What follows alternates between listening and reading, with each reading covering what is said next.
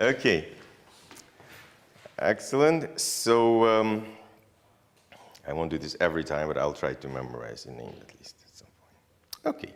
So the theme of the so let me just see. So this, yeah, maybe I'll start here. So the theme of this course is enumerative geometry and symmetries. So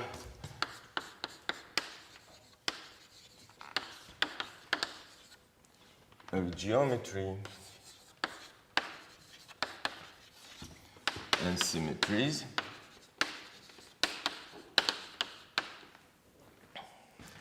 And rather today I'll only talk about this first part, and then as a calculational device, symmetries or group actions will come in later.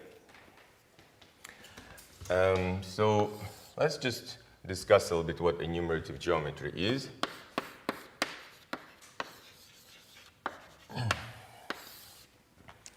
Well, enumerative geometry is one of the easiest to explain areas of. So the first trivial enumerative geometric problem is, for example, so this we'll call, say, the 0th problem is, of course, you take, say, the plane and you fix 2 points on the plane and you ask how many lines pass through these 2 points. Oh, by the way, just to interrupt myself, of course, you understand I wasn't here at all your courses in the first semester, so it's not only possible, it's very likely, so that a certain percentage of what I'm going to tell you, you already seen. So, well, I'm sorry about that. Anyway, so the idea is the following. In fact, I give you, I did this the wrong way, so I give you 2 data points. Those are set in white, and then we are searching for an orange line that passed through, and we want to count these lines. Okay, and so then Euclid's axiom says that in fact there's only one line. So the answer to the enumerative problem is 1. The answer is to this number. So we calculate the number of the orange object, and this is equal to 1. Okay. So actually, if you went to, in high school, you study there are some other relatively simple problems, which maybe not trivial, but simple. But the first non-trivial enumerative geometric problem is the following. So suppose you are in 3-dimensional space. So I'll denote it this way, maybe, well, let's be honest. Let's just call it 3-dimensional space. So this is a 3-dimensional affine space. So I will always, in my head, I'll just think about this as the 3-dimensional complex space. And now I will take 4 lines in this 3-dimensional space. So it's going to look like this. And these lines are in, well, just some 4 random lines. And I'll ask a similar question. So I'll try to understand the number of orange objects, which are just lines that that intersect all of your 4 lines. So it's the number of lines that intersect all of 4 lines.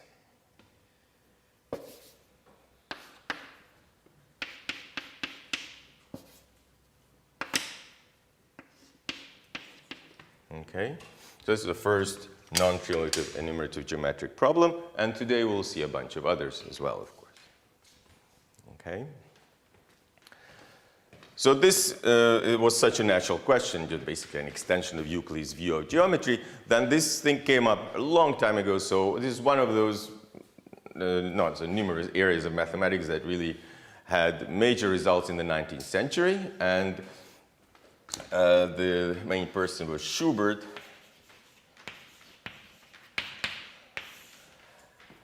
And his idea was the following. Well, let's try to solve this problem. And I will now Schubert solve it.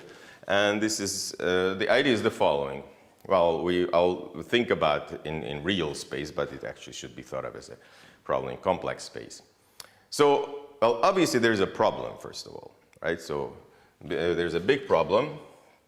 I'll start with the bad news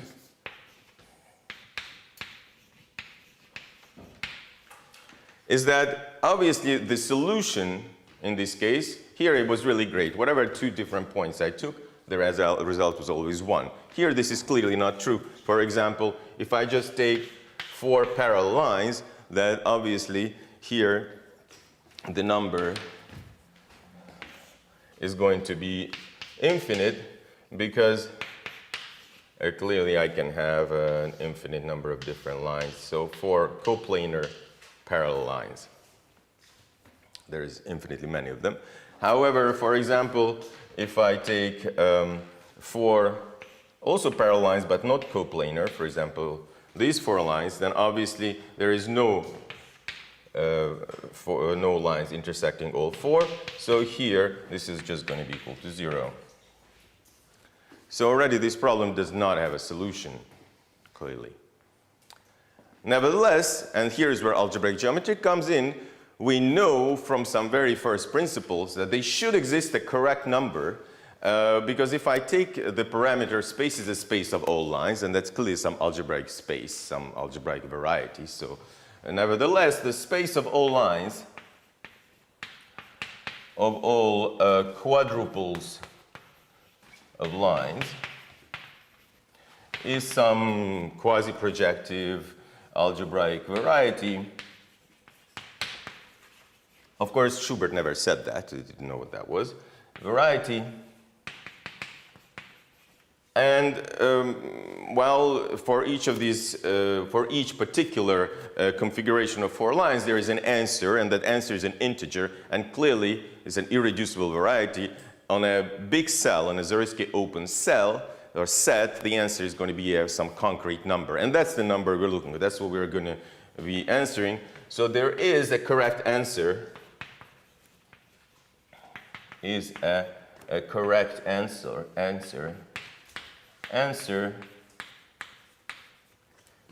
Yeah, this blackboard is for Lilliputian somehow. Answer for a generic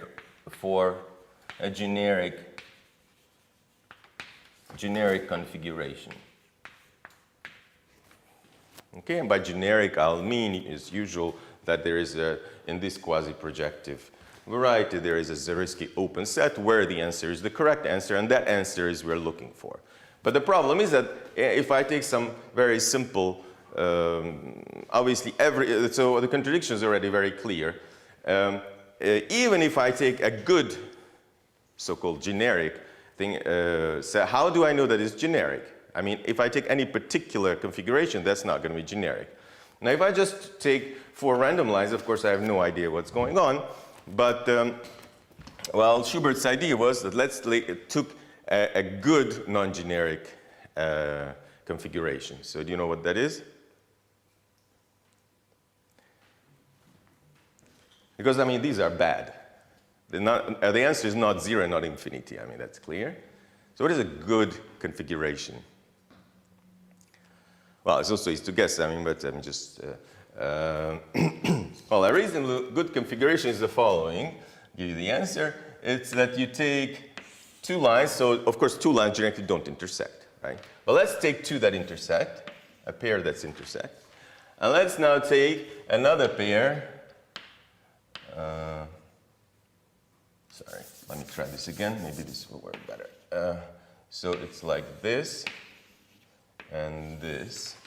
And then, yeah, and then here I have another pair.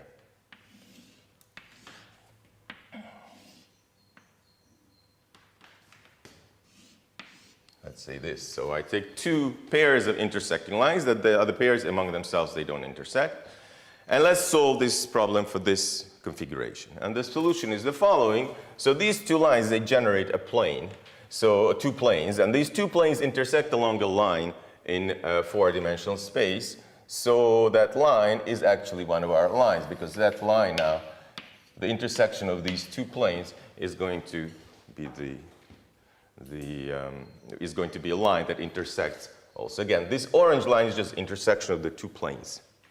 Okay? And there's another one. Where's the other one? Obviously here there is another one, right? Clearly this will intersect all 4 of them.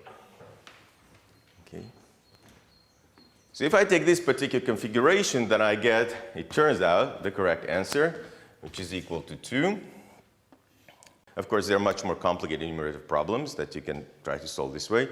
So it was an art form of actually finding things that are generic, or he called them generic, and then kind of guess that really the generic ones are precisely these. But actually, this was mathematic. It wasn't quite correct. It was an art form. As I guess every start of a mathematical discipline is an art form, and this was like that in the 19th century. This was very, very popular. In fact, Hilbert, among one of his problems, asked precisely the question of how to do this. Hilbert's 15th problem was this.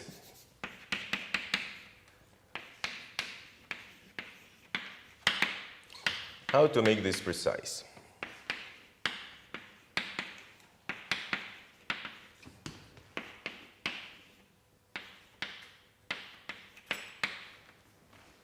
Okay? In other words, precise meaning how to guess that the generic answer is also 2, even though this setup is not generic. And so this occupied algebraic geometers and topologists for the better half of the following, 50, 100 years. And today I will talk a little bit about that. And the answer goes through, I'll just give you roughly, there's 2 or 3 components, if you like. So, well, there's a theoretical part, if you like, so that's intersection theory. And that's mostly what I'll be talking about now. But then, of course, intersection theory on compact spaces. On compact spaces, maybe it's more precise this way. And so then the second part is we need compact spaces. Now, these compact spaces are going to be on some configurations of lines, for example, in this case. So we actually need to construct those compact spaces.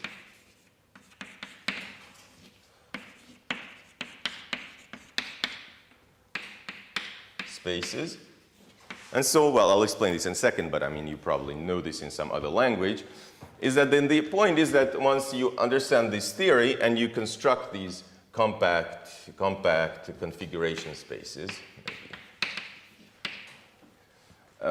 once you have these 2 things, and the last thing is, of course, to find the answer. So this essentially, once you have this and you know this, then this provides you a theoretical answer for the number you're looking for. And so you just need to calculate that. So calculating intersection numbers.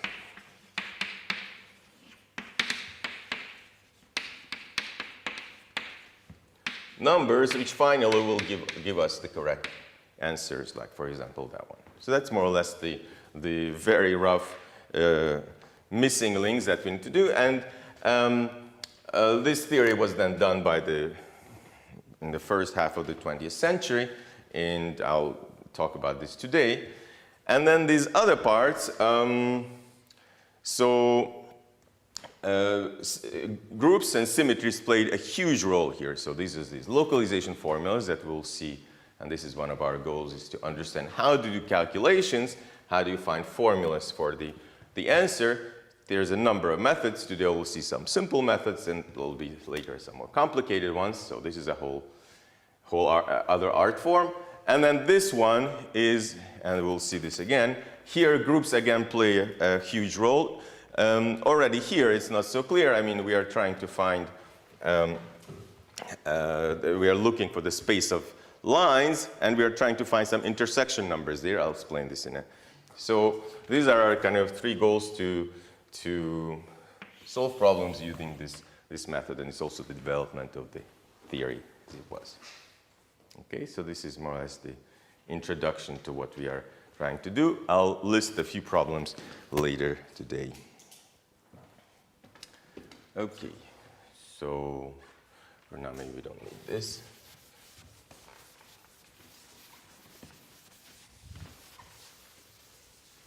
Okay.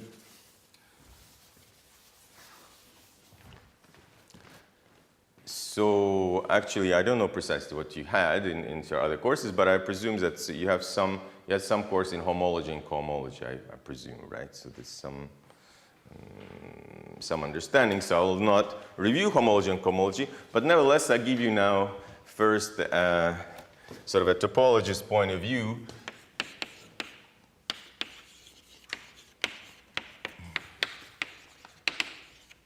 Naive homology or intersection theory.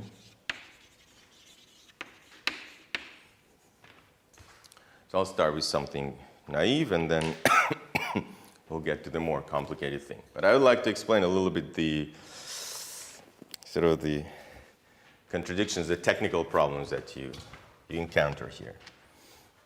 So we're going to talk about intersection theory. So intersection theory is, from our point of view, is just to find numbers. So how do you actually find numbers? And it's done the following way. We'll look in the category of this story will be just the category of oriented manifolds, oriented compact manifolds.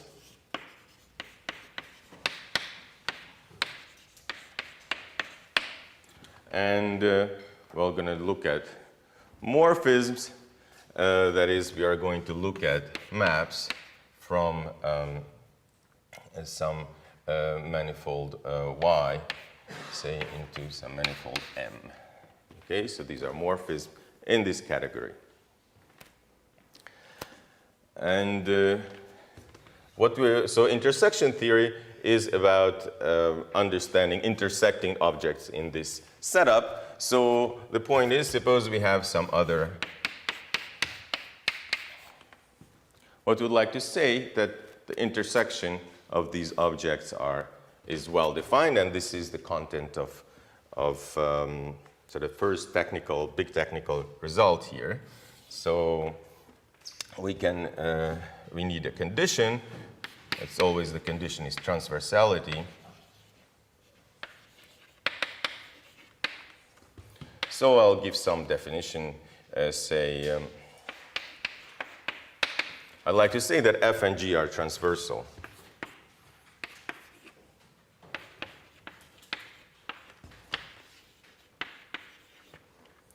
If the following thing is true, I'm sure you've seen this definition already. For every P in Fx intersection Gy, well, I will want actually that, let's say, Q is equal to, so F inverse P is 1 point and G is also 1 point. And what we want is that the tangent space so then we can take the tangent space of at F inverse P of the variety Y, and also we can send it using the differential map. So, well, I'll call it dF, the differential map to X. So this will be now in the, so this is dF of TF inverse dy. Okay, so we take the variety Y, we take this F inverse P, it has a tangent space, and then the differential map brings us to M, and creates a subspace in the tangent space of M. Okay, and so we can do the similar thing with the other setup. So dgt of G inverse Px. And we take the sum of these two spaces, and this should span the whole of tangent space of M. This is one we call two things transversal. So transversal is a statement about the derivatives of fact that the whole of the tangent space of R, so look, the whole thing should be covered by differentials coming from X or from Y. But it just means that they are basically orthogonal. I mean, you've seen many examples of this.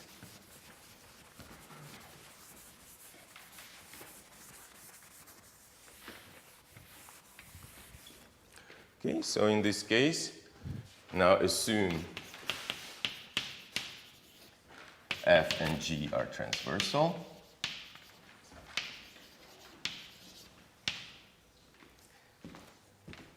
So, and assume also in this case now that that the dimension of X plus the dimension of Y is equal to the dimension of M. So these two varieties are complementary. So if we have this condition, then we have some hope that, and now we'll look, here is, this is going to be maybe Fy.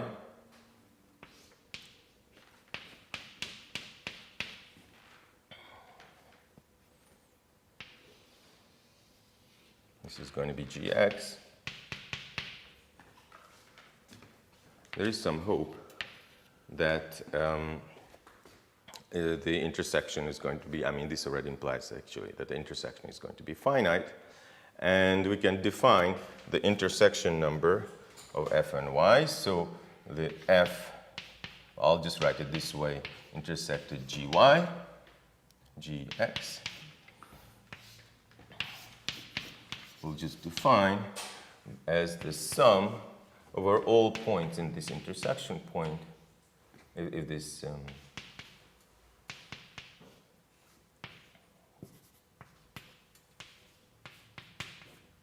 and here we have plus or minus 1, depending on the orientation. So we have a three orientation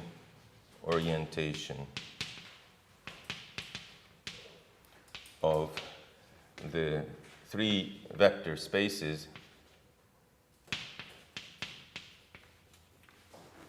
And so the three vector spaces, I'm not going to repeat them, but they're written here. So this is vector space 1, vector space 2, and vector space 3. And since the manifolds are oriented, all three vector spaces have an orientation. And you just compare, in this case, when the dimensions are complementary, then you simply have a direct sum decomposition in the direct sum decomposition. You have a direct sum decomposition of the tangent space of M using the two subspaces. And in this case, of course, the combined orientation of this space and this space gives a total orientation of the resulting space. And then you compare these two, and if they coincide, you write +1, and otherwise you write -1. Okay.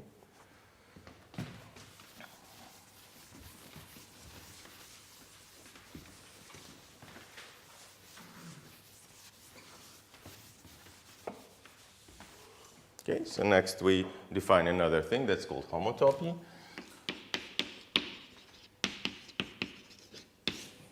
So, yeah? Why are you requiring that the three images are only 1 point?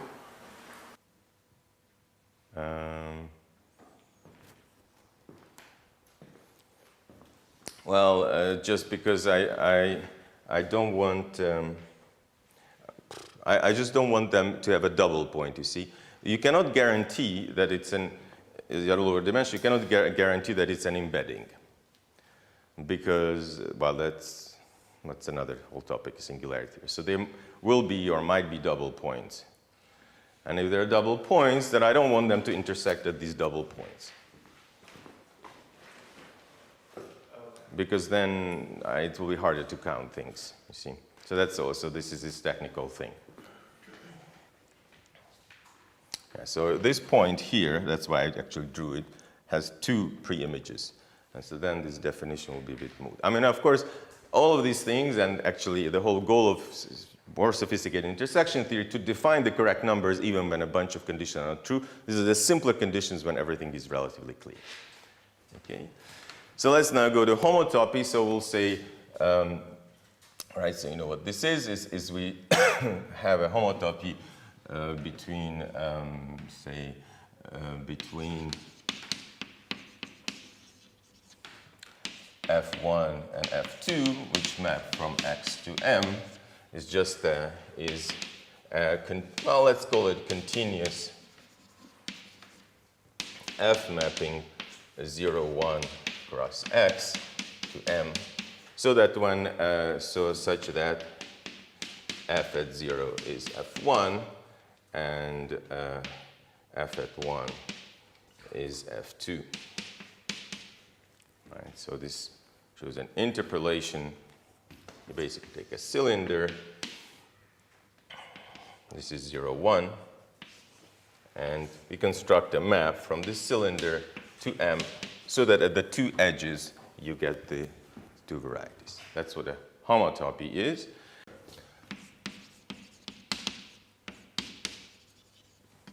Of homotopy of intersection theory in topology is the following. So let's M is a compact oriented manifold. And we have this setup.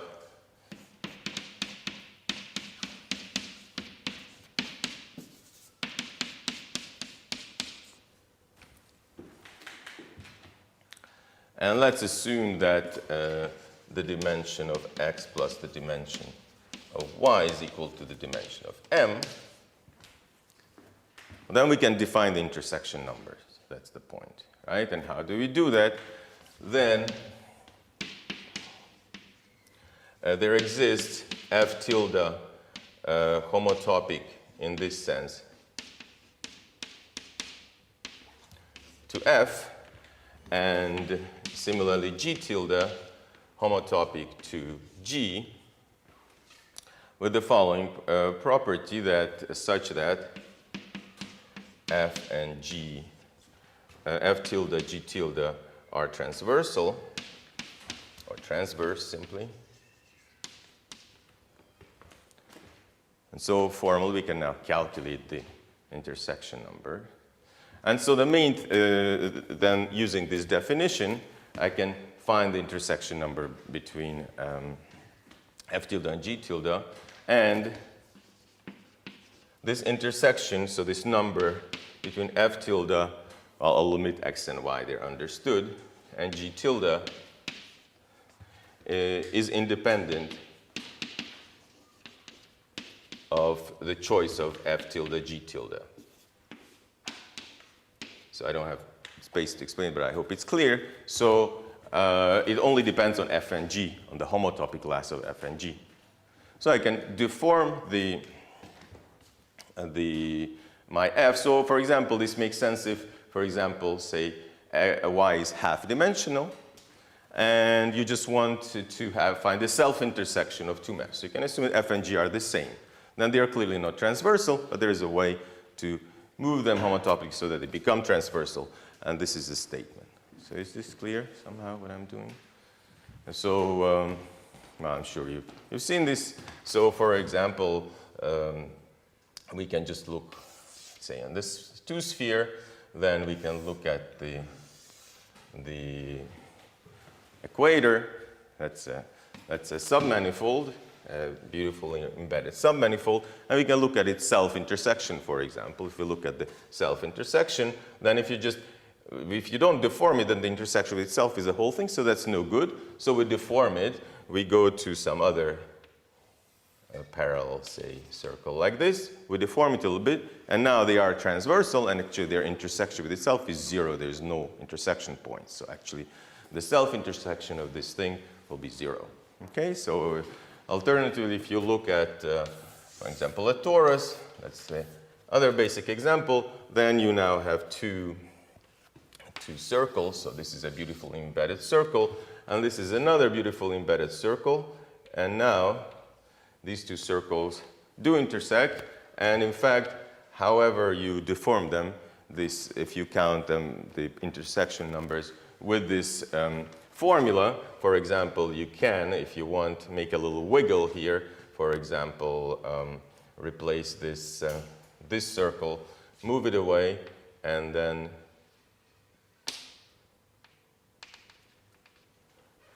something like this. Now there are 3 intersection points instead of 1, but actually these signs will work out in such a way that 2 of them cancel, and you only have out of these 3 intersection points, you will only see 1 as a result, so it will not be different from this.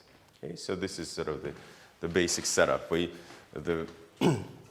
And in fact, the only thing you needed for this is the fact that the manifold is compact and oriented, and you have these well-defined numbers well a priori, which is really incredible. I mean, this already gives us, I mean, I can, if you like, a kind of an honest way to well, maybe I'll do this now. I mean, I'll have to come back to this, but this point of view already gives you an honest way to intersect things. So, well, I'll do a naive thing first, okay? So it's the following. So let's go back to our problem of 4 lines.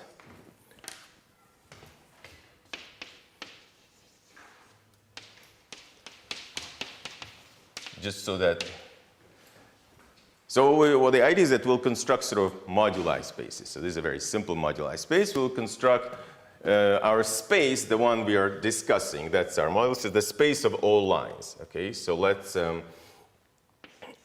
just denote it by lines in A3. So this is some nice space, and so the idea is that we can now represent the answer to our question using intersections in this space. So this is just a linguistical thing that I'm doing now. Nothing is really happening. And it's the following. Let's say for every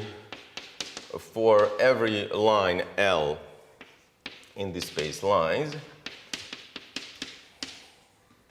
we can define a subset here, right? So we can define CL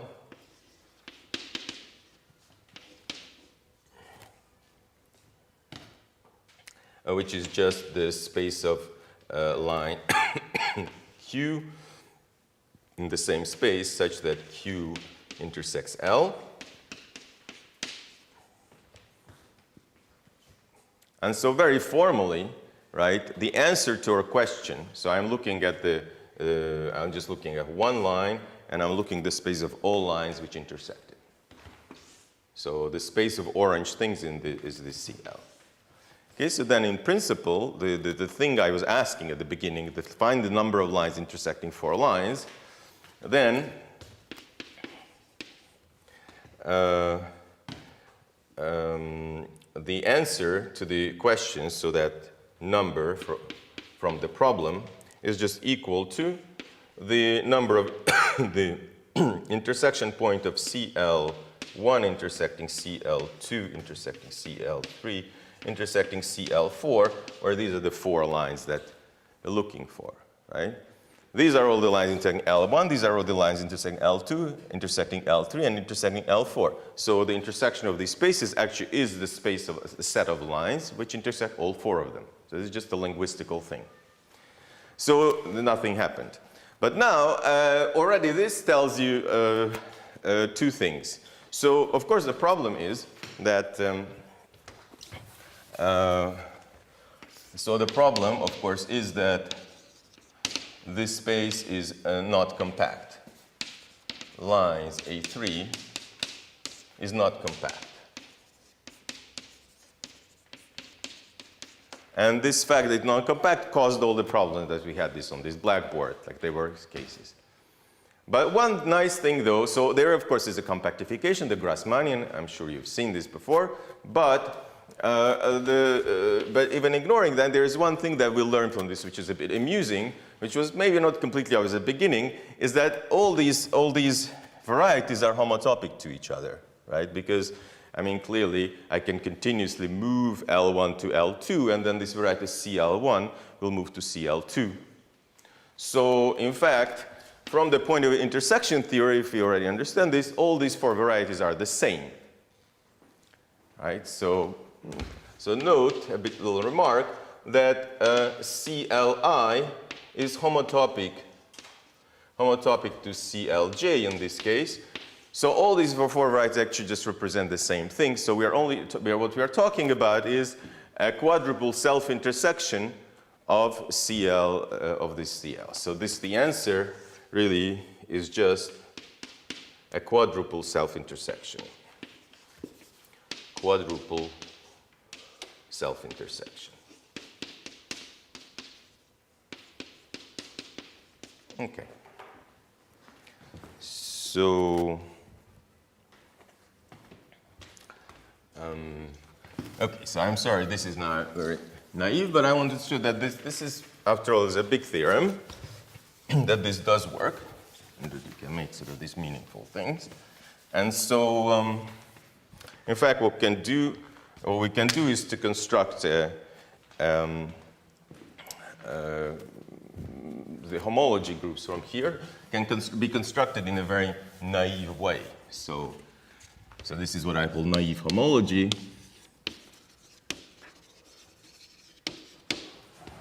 And this is the following.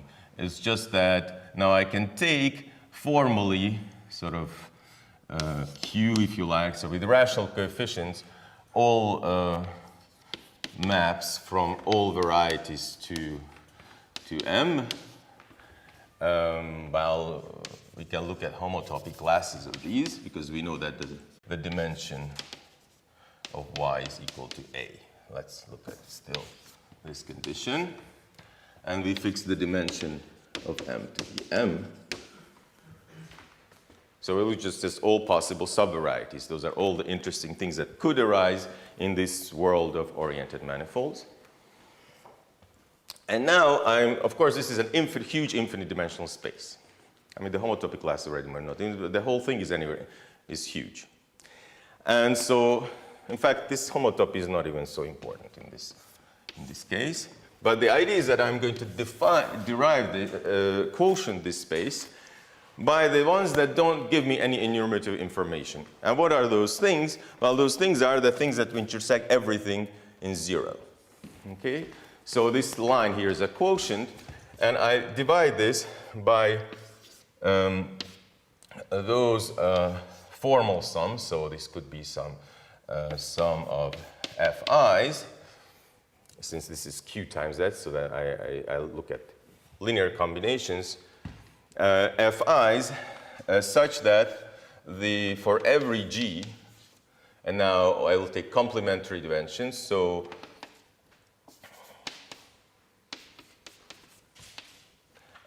here the dimension of x plus the dimension of y's. So this A is equal to the dimension of M.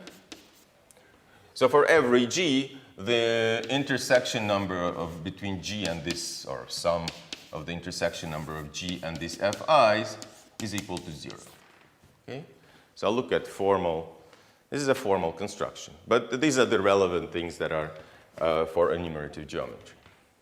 Okay? So then the big theorem, again, is then, in this case, this quotient I'll denote by just h lower a of M, and HAM is some well-defined finite dimensional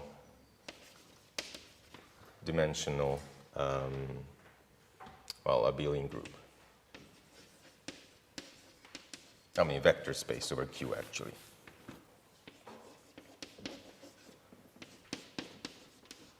Space over Q, which is this is the homology. Okay. So usually you take a break here for 45 minutes, or usually you just go on, or what do you do? Break? Okay. Well, it wasn't too much content, but anyway, let's just take a break. Okay, 15 minutes.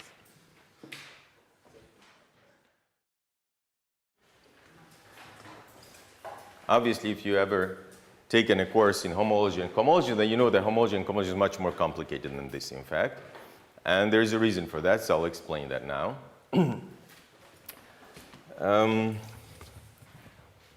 So this is perfectly fine. This is true. But the problem is the following, a technical problem. That what we really would like to do is to understand intersections not only in full codimension case, but in more general cases. We would need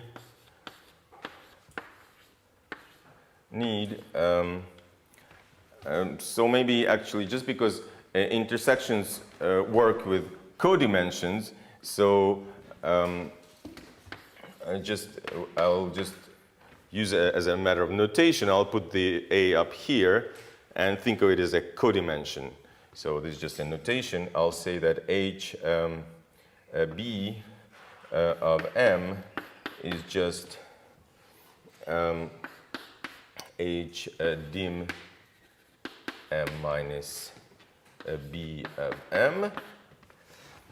So this is just the same thing, but now I'm going to put the cycles upstairs, the codimension upstairs. And then what I would like to do is to be able to intersect things to do the same thing, but not without this condition. So we could still achieve that they are transversal. We could still try to, oops, yes, is the Y.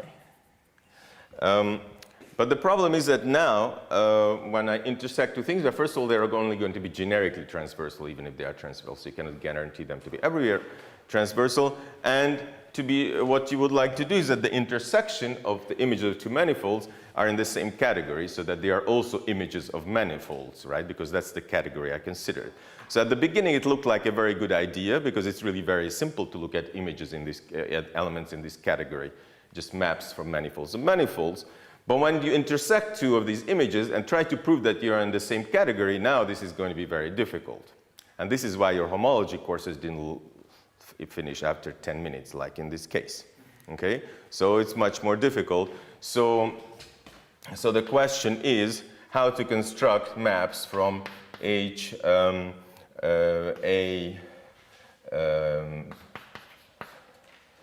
so products HB to HA plus B, where again this is just the codimension, using this geometric condition. And that is very difficult. I mean, not very difficult, but okay. For this, you do something else. You do this singular chains, Durham cohomology, whatever. You do some other things that I'm not going to explain, because we're going to do something else instead. Okay? I just wanted to explain where this topological thing takes you. So this is hard from this point of view, if you do it this way. But there is an amazing, absolutely amazing fact. And this is the following, that, well, first of all, it was important here that this manifold M was smooth and compact. Otherwise, this whole thing doesn't make sense. But amazingly, now, if instead of this, there is a construction for any basically, essentially, topological space, almost. I mean, maybe you need some small conditions. Space, there is a construction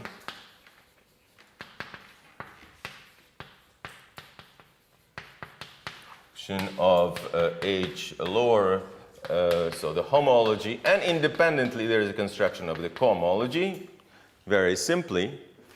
So the construction which always works, okay?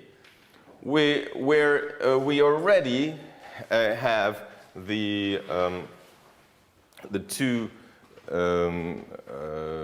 two basic linear constructions included. So you have maps, so with H, well, this HA tensor HB going to HA plus B, and also maps from, and is that duality HA tensor HB going to H A minus B. So this is this duality thing.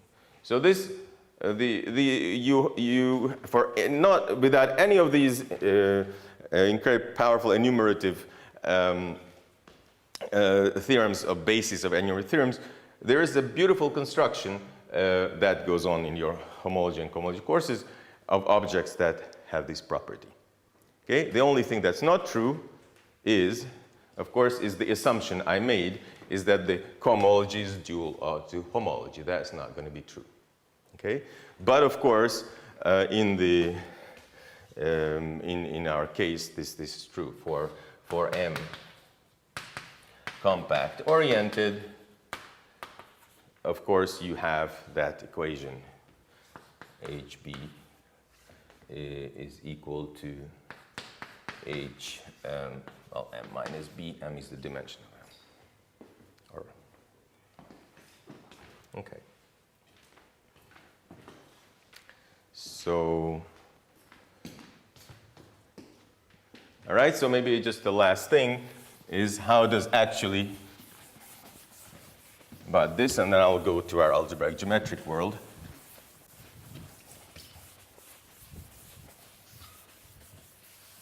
In this case, things are very simple in the following. Then that there is something that you could call the degree, but so there is an obvious map. So there's an obvious map. So I always assume, I didn't say, but I also assume that M is connected. There's a map from H0 of M to Z because H0 is just the points, and any two points are homotopic to each other. So in fact, there is this map is just an isomorphism. It's the same thing. Okay, and so of course this means that we also have a map from H M to Z because this is just a dual of this space. So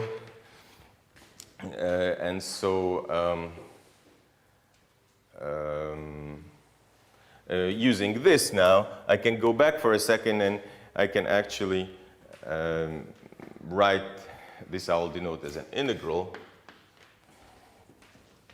Write down the solution then in some very snappy form. It will not mean much, but still it's kind of nice. So now, if I again continuing that analogy, I can, if CL will give me a class omega in, so it turns in it will be actually two-dimensional, H2 of this parameter space, so this line space, line C3. Of course, I need to find some compactification, which I haven't defined. That will be the Grassmannian. But the point is that now, in this language, this thing is a commutative ring. So this is an associative ring, a commutative ring. Ring, this follows from the property of intersection. And so this number, now in this language, in this cohomological language, I can just write it down. I take omega, and as I said, I take the same thing 4 times. So I take omega, I take to its 4th power, and I take its integral, and that's the answer. So using this linguistic mumbo jumbo, I just rewrote so this cycle CL is represented, I just denoted by omega. It's a Poincare dual. And then I use the fact that there is multiplication, which is always true, as I said, for any topological space. This integral, of course, exists only when M is oriented. But finally, I get a formula like this. And a lot of enumerative geometries about calculating these integrals, as I like to think about them. Also, an algebraic geometry would never say that. OK. So we're done with topology. So we go to algebraic geometry, which will be more our language for, shall I restart here? Forget this thing. But I wanted to just put things in a little bit perspective of what we have, what you learned in your topology courses from the point of enumerative geometry, and what are their validity, et cetera, et cetera. Okay? So now you had the Chow group defined, right? So I'm just quickly going to review what that is, but I presume that you've seen that. Don't look at me like that. So the point is that in algebraic geometry, instead of this all this cohomology and this others, we have the Chow group. Okay. So we go to algebraic geometry and the Chow group.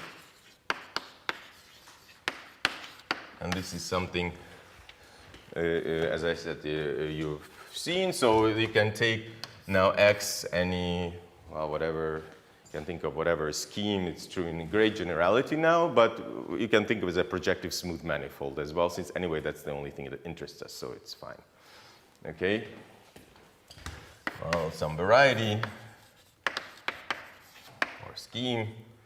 And then we just look at Zx. Now, actually, I'll take not, so I took rational coefficients for a reason. The theorems I was saying were not true, actually, if it's, I take Z in that previous case. But now this is fine. So I just look at Zx, which is just the direct sum of Z, what was the things we used? This is a little unfortunate. Well, sorry, let's just use M. Okay, that's not standard algebraic geometry notation, but I'll just use this where for all X, which are subvarieties, closed subvarieties,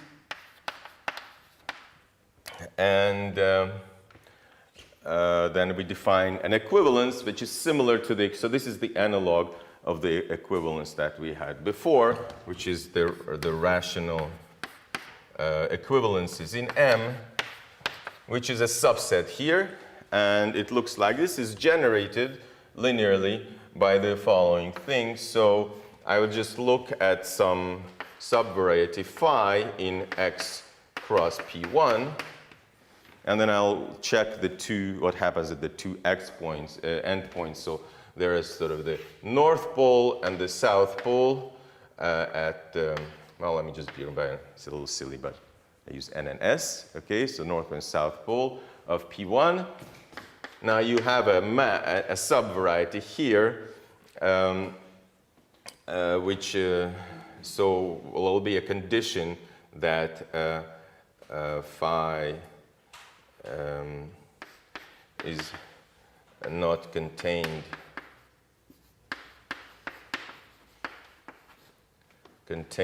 sorry, it's not visible. So condition phi is not contained in any fiber, so any of these P1s,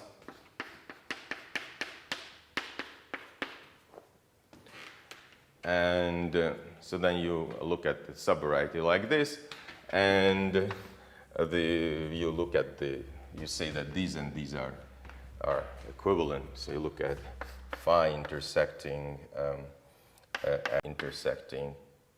well, now I write X. I knew I was going to do that, of course. Yeah, well, sorry. Well, since I prepared with X, so now everything's going to be X. Why did I change it? It's not so clear. Anyway.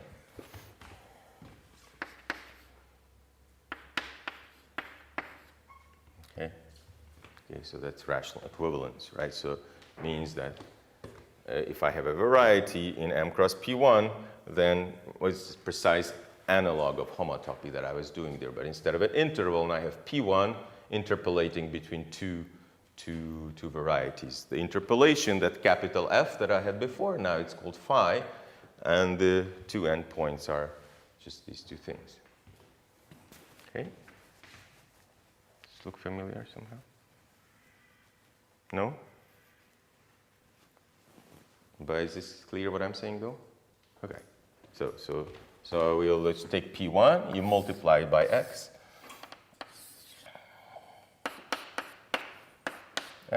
And now you intersect this with some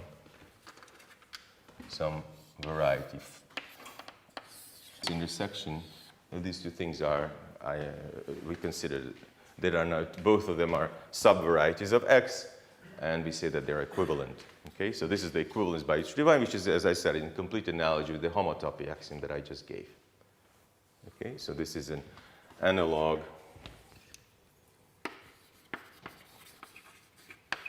of homotopy. Okay. Sorry, let me just.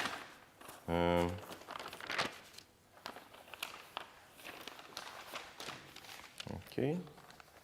So now I will force the notation that I used before. So I'll just say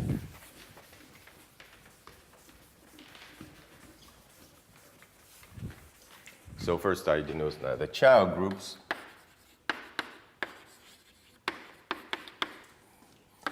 So this is just A of M, which is just the cycles divided by this rational equivalence. And they have, if you fix the dimension, obviously here you have these dimensions of x's. So if you fix the dimension of x in this, then this gives us a decomposition of AM into direct sum L from 0 to the dimension of M. And so this ALM is just cycles, generates a definition.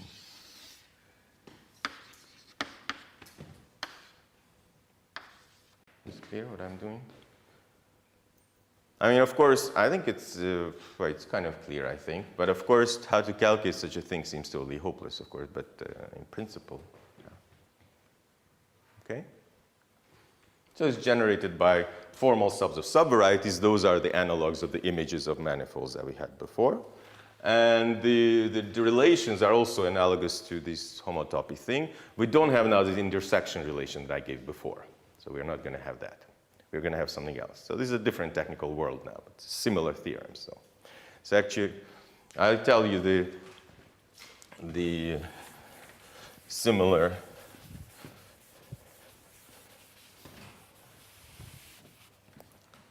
So I'll just define dual Chow groups, which is the same as these ones, just with codimension. Okay, so we define the dual Chow groups. So whatever I wrote, B of M to be simply M minus B M. So again, the little m is the dimension of the capital M. Okay. So it's just a definition. And that's just useful when we calculate intersections, then these upper indexes will be add and not the lower ones. So that's why we're doing this. But yeah? Sorry, when you took your variety, did you do any hypothesis like smoothness or for the moment we're just taking? Oh, for the moment, actually, no, it doesn't matter. Yeah, this works. Well, I can certainly define this. Okay? Okay, and now comes the main theorem, which is now the analog of that theorem that I gave you about the intersection number, the amazing fact that you can move things and intersect things, and however you do that, you always get the same numbers. This is true here as well, but now it's going to be much, much better, because now with this, that's why algebraic geometry is great. Since everything is sort of finite dimensional, I can actually already at the very beginning, at the outset, to define intersections. Okay? So I'm going to tell you what the moving lemma is.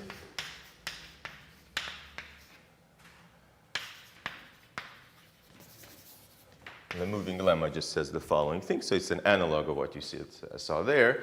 Is that suppose now let M be compact. Well, algebraic geometry say proper for some reason. But anyway, it's just proper and smooth. And let alpha and beta be just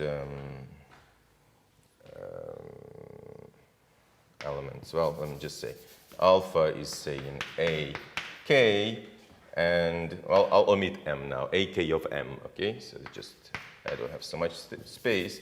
And beta is in A, L of M. Then,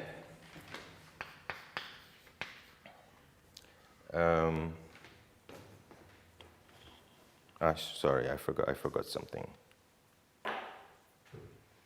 Then there exists A in Zx in Zm, B in well, A and B, sorry, A and B in Zm, such that, so first of all, A represents so it's written, the A is alpha and B is beta. So by this notation, I mean that the class of A, of this cycle, in that quotient. Okay, that's the standard notation. So this means class of A. Class of A in the child group, unfortunately. Which is a quotient, right? Beta and A and B are generically transversal. Transverse. So it's a similar transversality condition, but this is where algebraic geometry wins, because for manifolds, it's not so clear what it means a generic point. Here, because we have the notion of dimension, so we can just say that a variety has a big open, Zariski open set, and we can just say it's meaningful to say that something is generic. It's easy to define, as opposed to the case of homology. So generically transversal. So generically transversal means that at a generic point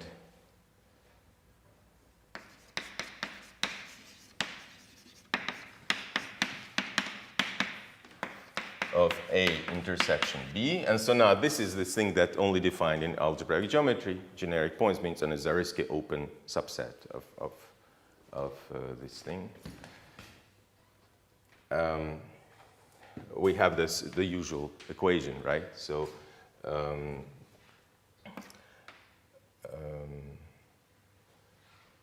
so we assume that A and B are smooth there, and so then TP A directs some TP B is equal to TP A. Okay, so the same condition as before. Now we don't need these DFs, you don't need to, because we're not mapping something there, we're only already considering varieties there and there. So it's precisely the sort of thing that you see here. What you want is that you have these two, say, orange things, and the tangent space here and the tangent space here gives you the whole tangent space. Okay, that's all. That's the condition of transversality. Okay, so this is the first statement of the moving lemma, that you can always move. Okay. So the first and moving lemma is that if you take any classes in this quotient, there's always some representative where those representatives intersect in this transversal manner. And the transversality just means this. It's enough if it's true generically, so of course it's not going to be true for every point of the intersection, but basically the places where it's not true as codimension at least one. That's the statement. Okay? So that's the first thing. That's why it's called moving lemma. You can, even if two things were the same, like alpha and beta are the same, you can move them away always in this way. And the second statement is the following, is that of course once this happened, I can just look at the class of, and I just take the honest intersection of these two varieties, and this honest intersection is well defined. Is well defined, that is independent of the transversal representative chosen.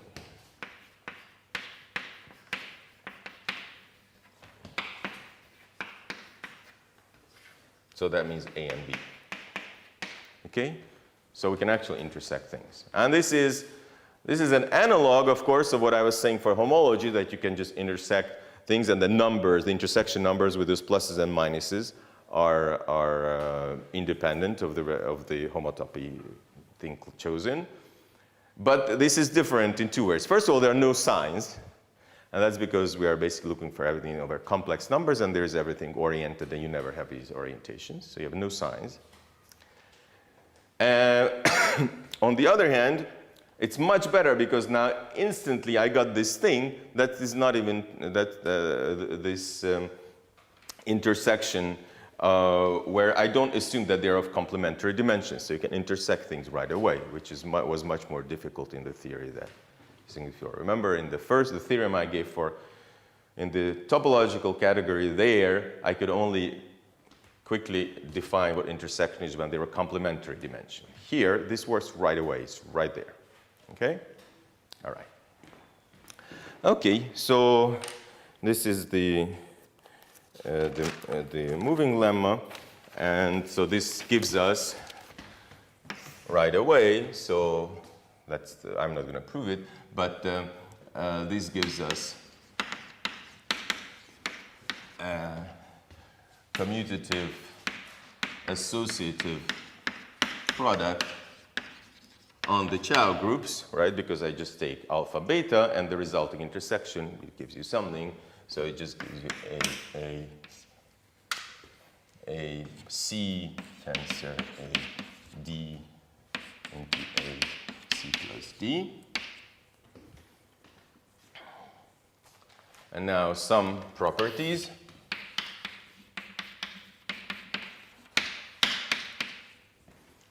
Where am I now? So the properties are as follows. So, or just some remarks. So the first thing, I'm not going to prove this, but if you look for the Chow group, for example, of just AN, then this is just one, it's a one-dimensional space, it's CAN. Okay, so again, what I mean by this is Chow group, this A is affine space of dimension n, and by this I mean the class of this affine space, that's a subvariety, so it is an element of our Chow group, and this is just, well, the abelian group generated by it, okay? So this is the whole thing, so there are no other elements. This can be easily proved. Then another important thing is that there is a map, of course. There is a map from a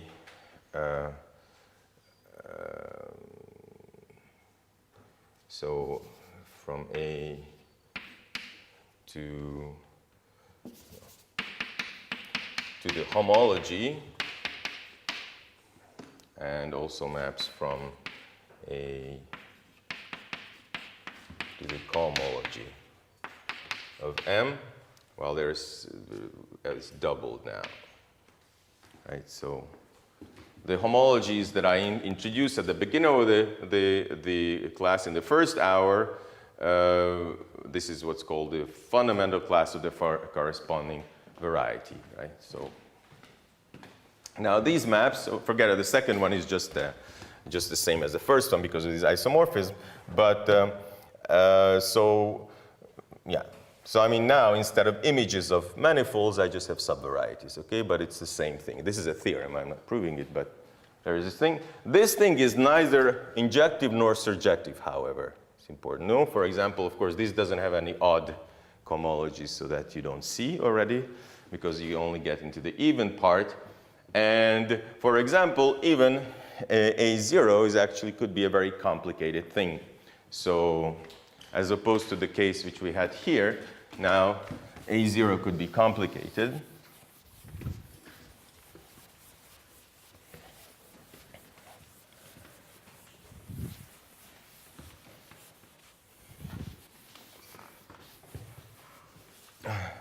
So note that now, and we don't have this Poincare duality at all. So, so if M is smooth projective, proper, projective, compact, it's all the same thing, then we do have, we still have the obvious, so just M, we look at A of M, so again, dim M equals M. I always assume that. Then AM of M is just going to be ZM, of course. So that's still true. That's easy. So because, right, this is the, So this is also A0. But the other way around, it doesn't work. So AM equals A0 could be complicated. You saw this Jacobians, etc. Could be complicated. So you don't have this nice duality as for homology and cohomology of a variety. Okay? Now, you have the basic, I'm going to forget something. You have the basic, where am I? I'm here, yeah. Yeah. Okay, you have the two basic maps for morphisms. So if you have, so this is about push forward, pull back.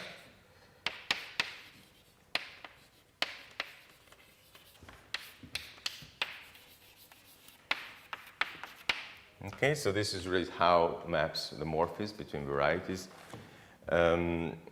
What they do, and then it works the following way. So I'll just quickly. So you have a map from f x to y, morphism of, say, this is works. I mean, we are interested again in the smooth category, but a lot of this works in greater generality. Then this gives rise to a map from L x f. It's called f lower star to A L y. And so, of course, it's kind of, the form is obvious, but you have to be a little bit careful.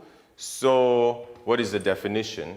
To just remind you. So, so it's clear what we are doing. I mean, we are looking at some subvariety A in here. So it's a subvariety, and then it gives me an element with class A in the Chow group of X. And of course, well, it's clear what I want to do. I just want to take FA here, right?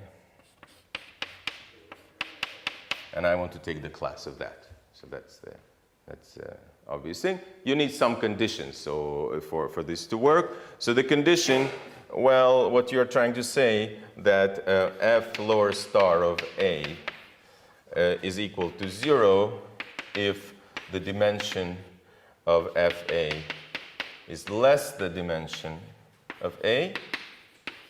Right? So if you think collapses, then this it of course it has to be 0. That's the first thing. So I'm now giving you the definition. So this was kind of a parenthetic thing, what we are trying to do. Here I'm actually giving you the precise definition. And now if it's not, then the dimension has to be equal, right? So if a variety, take its image, the dimensions are equal, then it's more or less the image, but you have to be a little careful because you know, when you have two varieties of equal dimension, then it's usually a finite map from one to the other, so it has a degree, right? So it's actually equal to, if otherwise, so if they are equal, so otherwise, we define, so this is a definition, we define is defined to be really just the class of FA multiplied by this degree of this finite map. So the degree of A over FA. Sorry, it's a bit.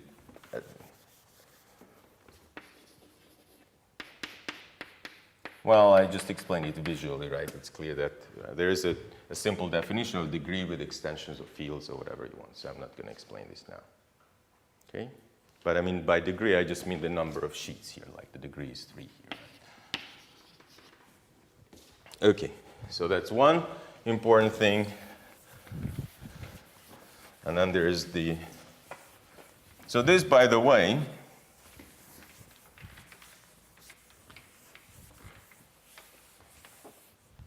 As I said, this A0 is, of course, not so simple, so a special case. It's true that A0 is not simple, but still we can, of course, get to homology. I mean, if you like, of course, you can just use this map that I was talking about, or you can use now this language to find that map. So what I mean is that there's obviously a map from X to the point, and of course, A of a point is just Z. So this gives me a map from A0 of X to A0 of a point, which is just Z, and this map now that's called the degree, right? If you like. Okay, so even though in general it's not well defined, in general A0 is not easy to describe, and it's not just Z. Like in the case of homology, you can easily recover that map, which is just the number of points, right? So A0 is zero-dimensional variety, is points, and this just tells you how many points we are talking about. Okay. All right, so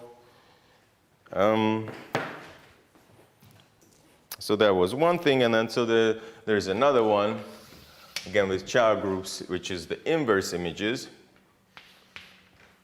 So this was now push forward, now it's the pullback. So if you have this, then you define the following thing.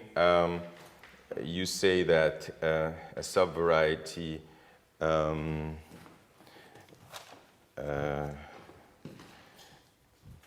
so it's a definition. A in X is transverse to F. So you have a map of smooth varieties, so everything is smooth, projective, in the same category as before. And now we are seeing that a variety of, no, I'm sorry, I'm saying something stupid. No, sorry, in Y is generically transverse, so generically always transverse to F if we take the fiber of this map, F inverse A is reduced, and, sorry, I'll continue here because I cannot go that far, and at the same codimension. So the codim A is equal to the codim of F inverse A.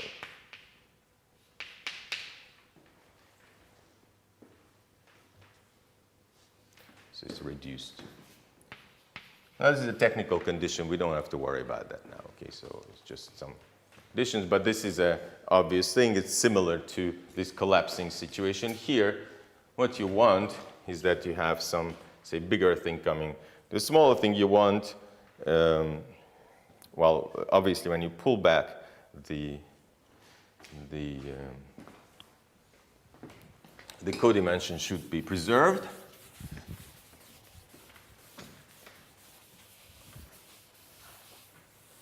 And then we define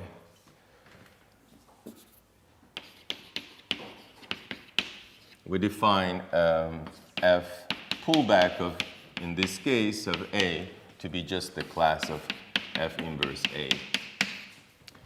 If A is transverse to F, so if this condition holds, and this is well defined.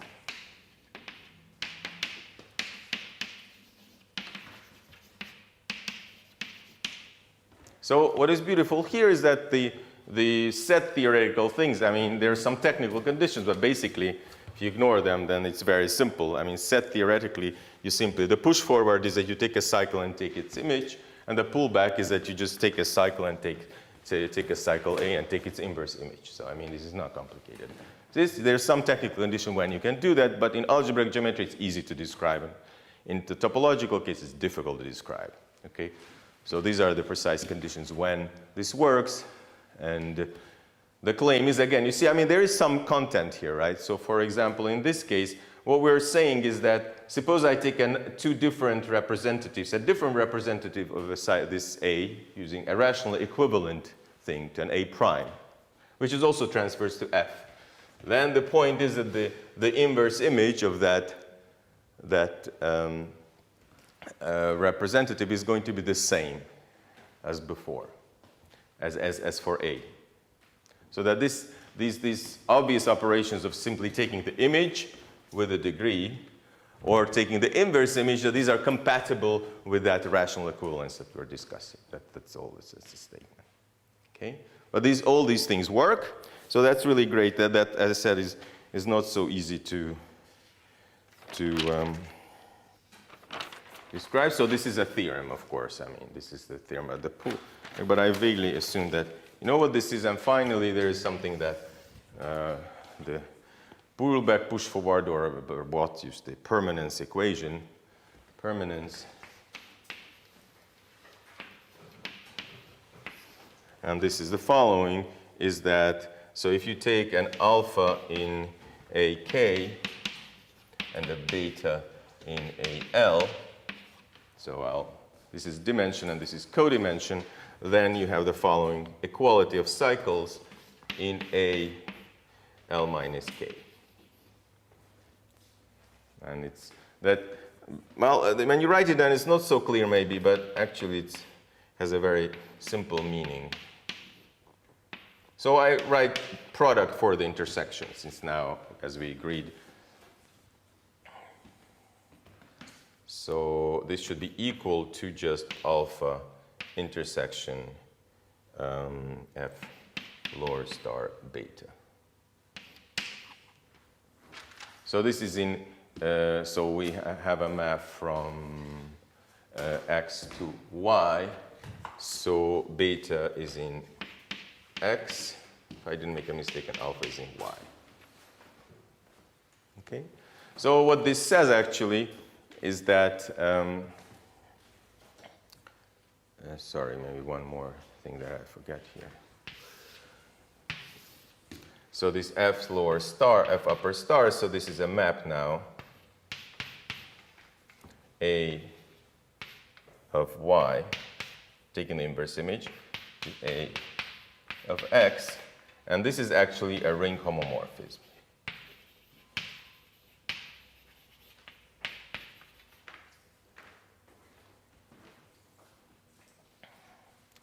And it just says that this ring, this means you have that this AX, that AY becomes, because the ring homomorphism, an actual A dot X module. And what this says is that the push forward is an AX module morphism, actually. Anyway. For now, we are going to do some very simple things. So for us, what is important is simply these formulas, that the pullback is just the inverse image, and the push forward is just the image of the thing. So that's all you have to retain from this for now. And so my time is up. So, well, I have to continue from here. Yeah, I thought I would have a little more time, as usual. But, okay, well, c'est la vie. At least I defined the basic objects. The next one is going to be maybe a bit more fun with calculations.